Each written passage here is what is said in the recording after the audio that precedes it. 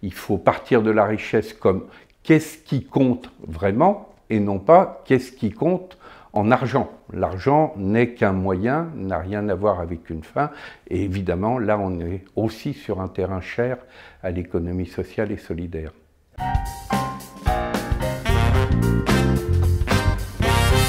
Je suis philosophe de formation, mais j'ai une approche très pluridisciplinaire. J'ai été rédacteur en chef de revues comme Transversal Sciences Culture. C'est là, par exemple, que j'ai bien connu Edgar Morin.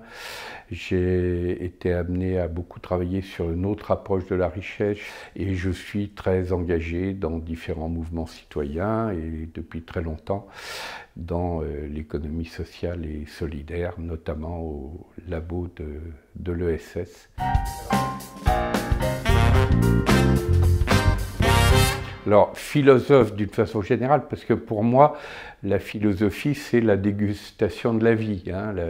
L'origine du mot sagesse, c'est la même que le mot saveur, donc c'est le bien vivre. Donc c'est pour une société du bien vivre, et à l'intérieur de cette société du bien vivre, il y a effectivement besoin d'une autre approche de l'économie et de la richesse, d'une économie qui se réencastre dans l'écologie. Normalement, l'oikos nomos, la gestion de nos petites maisons, n'a de sens que si on respecte l'oikos logos, la grande maison planétaire, et évidemment une économie qui est au service des êtres humains, la richesse au sens de ce qui compte, et là c'est l'approche démocratique et l'approche du lien social chère à l'ESS.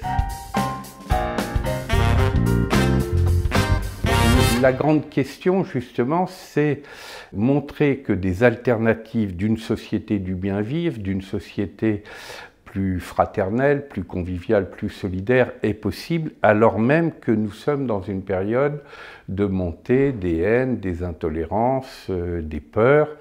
Et donc vivre les jours heureux, pour reprendre le fameux programme de la résistance, y compris dans des temps sombres, et Dieu sait si à l'époque du Conseil national de la résistance, la période était tragique, c'est, je crois, un des grands enjeux de la période, mais qui se joue à l'échelle de tous les territoires jusqu'à l'échelle planétaire.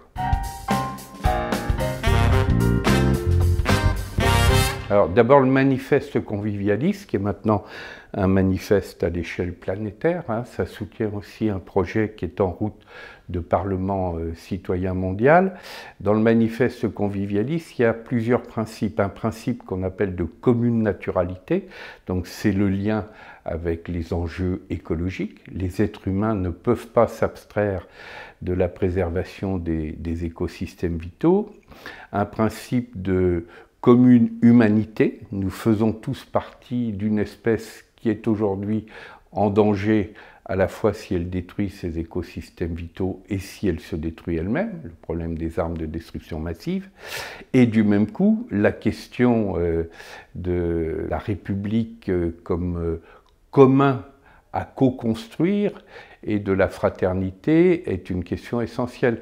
Moi, je suis aussi très animé, je participe à des formes d'organisation sous des formes d'archipel, pas du tout au sens de Jérôme Fourquet qui n'a retenu de l'archipel que de la parcellisation, au sens du poète antillais Édouard Glissant. Et dans cette perspective, il y a trois choses. Il y a ce qu'il appelle le respect des identités racines, que chacun soit reconnu et n'ait pas peur d'être absorbé, dominé, exploité par autrui. Le deuxième élément, c'est précisément un commun, donc l'équivalent de la res publica, qui n'appartient à personne, qui est une propriété commune. Et le troisième élément, c'est la possibilité de construire sur cette base des identités relations. Donc là, on est vraiment au cœur d'un projet républicain. Il y a deux choses, il y en a beaucoup d'autres, mais deux choses en priorité. L'une, c'est le changement même du rapport aux politiques. Le terme de pouvoir a une double signification qui est en fait très contradictoire. Si on écrit le verbe pouvoir dans son sens grammatical, c'est un verbe auxiliaire qu'on écrit en lettres minuscules et qui n'a de sens qu'avec des compléments. Donc c'est un pouvoir de création et qui est démultiplié par la coopération. Là, on est complètement dans l'approche d'une république de l'économie sociale et solidaire. Inversement, si ce terme de pouvoir, je l'écris en lettres majuscules, si j'en fais un simple substantif, à ce moment-là, c'est plus du pouvoir de création démultiplié par la coopération. C'est un pouvoir de conquête, un pouvoir de domination et qui, au contraire, se nourrit de la dépression. Parce qu'évidemment, pour dominer, plus les gens sont dans l'obéissance ou dans la servitude, et mieux ce pouvoir de domination se porte. Et donc, repenser la question politique, donc la question républicaine, à travers cette notion de pouvoir créateur, de puissance créatrice, est, je crois, absolument essentiel. Et c'est la même chose sur le plan de la richesse. Il faut partir de la richesse comme qu'est-ce qui compte vraiment, et non pas qu'est-ce qui compte en argent. L'argent n'est qu'un moyen, n'a rien à voir avec une fin, et évidemment, là, on est aussi sur un terrain cher à l'économie sociale et solidaire.